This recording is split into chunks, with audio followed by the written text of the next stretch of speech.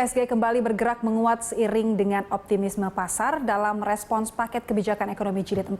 Untuk mengetahui posisi IHSG serta tren pergerakannya hari ini, langsung saja kita bergabung dengan analis Ciptadana Securities Zabrina Raisa. Ya Zabrina, bagaimana pergerakan IHSG sepanjang hari ini? Ya, IHSG hari ini ditutup di sesi kedua mengalami penguatan sekitar 1,06% ke level 4.569, di mana kondisi IHSG hari ini juga inline dengan kondisi regional. Kemarin Dow Jones ditutup mengalami penguatan disebabkan karena adanya data mengenai consumer sentiment untuk indeks mereka yang berada pada level 92,1 dan ini tertinggi dibandingkan bulan September.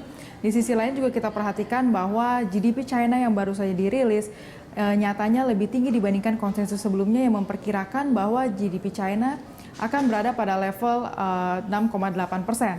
Dan ini menjadi salah satu hal yang menjadi katalis positif. IHSG kita hari ini ditutup hingga sesi kedua tadi mengalami penguatan hampir 1%.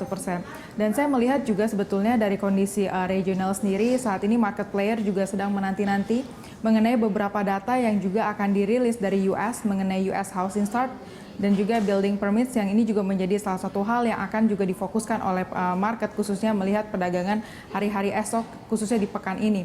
Dari dalam negeri sendiri kita lihat dari cadangan devisa Indonesia yang juga saat ini menjadi fokus juga untuk kondisi market kita. Di sisi lain laporan keuangan emiten di third quarter 2015 yang nampaknya di third quarter akan jauh lebih baik dibandingkan dengan second quarter yang kita perhatikan bahwa pertumbuhan ekonomi Indonesia nampaknya lebih cenderung melambat. Dan kita perhatikan juga khususnya untuk pekan ini IHSG masih ada berpeluang mengalami penguatan setelah kemarin juga kita lihat IHSG mengalami penguatan dan hari ini khususnya IHSG melanjutkan penguatannya kembali. Ya Zabrina, dengan muatnya IHSG lalu kemudian hari ini apa saja saham-saham yang mengalami pergerakan tajam?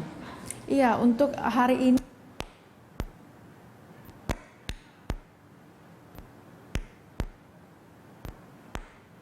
signifikan hampir 2,69%, diikuti oleh dari financial sector dari Bank Sentral Asia dan juga Unilever, dan kita lihat hampir mayoritas ini merupakan saham-saham big caps yang nyatanya oleh para investor setelah beberapa hari yang lalu sempat terkoreksi cukup dalam, nyatanya mereka melihat bahwa secara fundamental juga masih cukup layak untuk dikoleksi dalam jangka waktu baik itu mid term maupun long term.